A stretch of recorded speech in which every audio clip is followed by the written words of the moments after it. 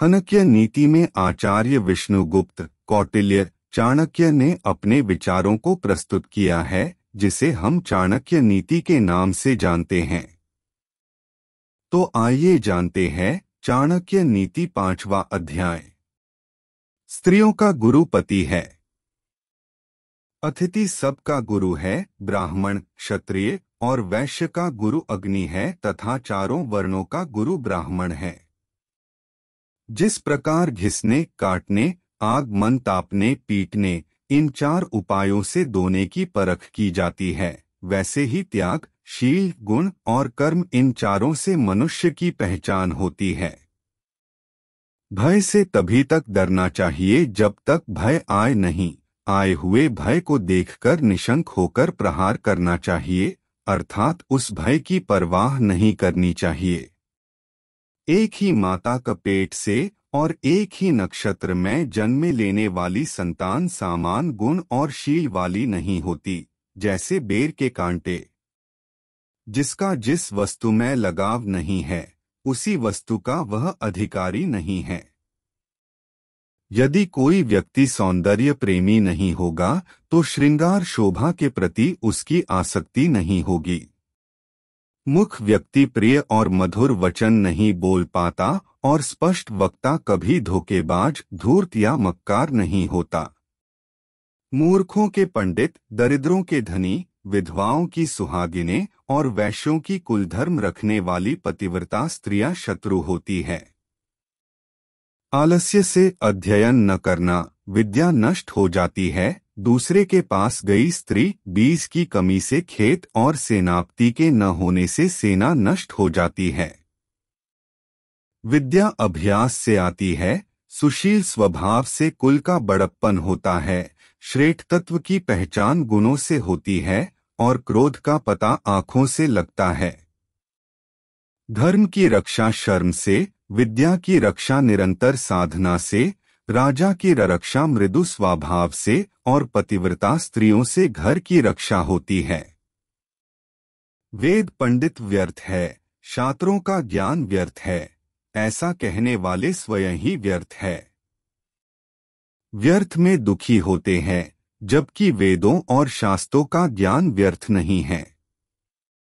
दरिद्रता का नाश दान से, दुर्गति का नाश शालीनता से, मूर्खता का नाश सद्बुद्धि से और भय का नाश अच्छी भावना से होता है।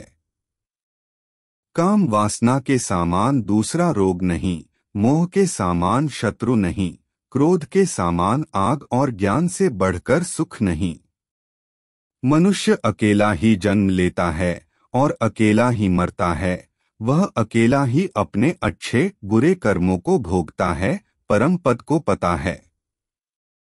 ब्रह्मज्ञानियों की दृष्टि में स्वर्ग तिनके के समान है, शूरवीर की दृष्टि में जीवन तिनके के समान है, इंद्रजीत के लिए स्त्री तिनके के समान है और जिसे किसी भी वस्तु की कामना नहीं है, उसकी दृष्टि में यह सारा संसार क्षणभंगुर दिखाई देता है।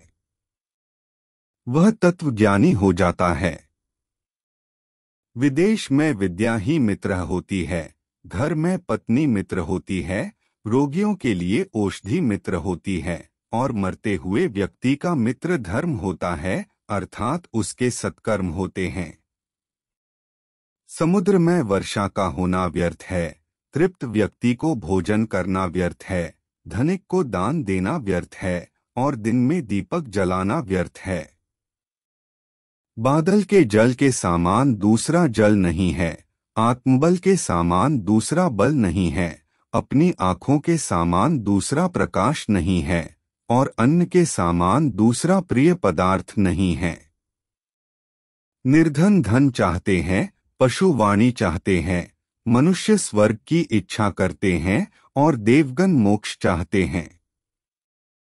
सत्य पर पृथ्वी टिकी है, सत्य से सूर्य तपता है, सत्य से वायु बहती है, संसार के सभी पदार्थ सत्य में निहित है। लक्ष्मी अनित्य और अस्थिर है, प्राण भी अनित्य है, इस चलते फिरते संसार में केवल धर्म ही स्थिर है। पुरुषों में नाई धूर्त होता है, पक्षियों में कौआ, पशुओं में गीधड़ और स्त्रियों में मालिन धूर्त होते हैं। मनुष्य को जन्म देने वाला, यज्ञोपवीत संस्कार करने वाला पुरोहित, विद्या देने वाला आचार्य, अन्न देने वाला, भय से मुक्ति दिलाने वाला अथवा रक्षा करने वाला, ये 5 पिता कहे गए हैं। इन सबको अपनी माता समझें, राजा की पत्नी, गुरु की पत्नी, मित्र की पत्नी, पत्नी की माँ और आपकी माँ।